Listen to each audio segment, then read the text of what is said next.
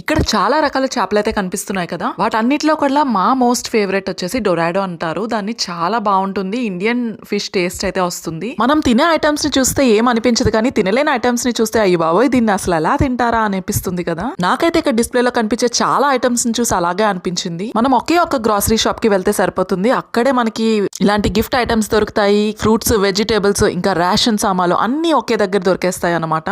కేవలం Christmas collection అనే కాదు, ఇక్కడ టాయ్స్ కలెక్షన్ అంతా కూడా చాలా స్పెషల్ ఉంటుంది. పిల్లలకి నచ్చే విధంగా ఉంటాయి. పిల్లలకనే కాదు పెద్దవాళ్ళకి కూడా బాగా ఇంప్రెసివ్ గా ఉంటాయి. అసలు మావాడైతే ఈ రోబోట్ కుక్క కావాలని చాలా సార్లు అడుగుతున్నాడు. దాని ప్రైస్ అయితే మనకి ఆఫర్ లోనే ఉన్నా కానీ 2500 అయితే పడుతుంది. ఎక్కడ లేనివన్నీ కూడా పిల్లలకి భలే కనిపిస్తాయి కదా. నాకు బొమ్మ స్నేక్ ని చూస్తేనే చాలా అసహ్యంగా అనిపిస్తుంది. అసలు ముట్టుకోవాలని కూడా అనిపించదు. మా వాడు ఏకంగా మెడలో వేసేసుకున్నాడు. మెడలో వేసుకోవడమే కాకుండా ఇంకా దాని నోరుని చూసారా ఎలా చేస్తున్నాడో. ఒరే నాయన, సీసీ కెమెరాలు ఉంటాయి ప్లీజ్ పెట్టారా బాబు అన్నా సరే వినట్లేదు వీళ్ళిద్దరూను. అసలు తీయడం ఎందుకు, దాన్ని అంత అసహ్యం పడడం ఎందుకు అని నాకు అర్థం కాలేదు. బయటికి రాగానే వీళ్ళకి ఎక్కడ లేని యాక్టివ్నెస్ అయితే వచ్చేస్తుంది పిల్లలకైతే. ఇంటికి రిటర్న్ అయిపోయే టైం అయితే అయిపోయింది. వీడియో నచ్చినట్లయితే please like, share and subscribe.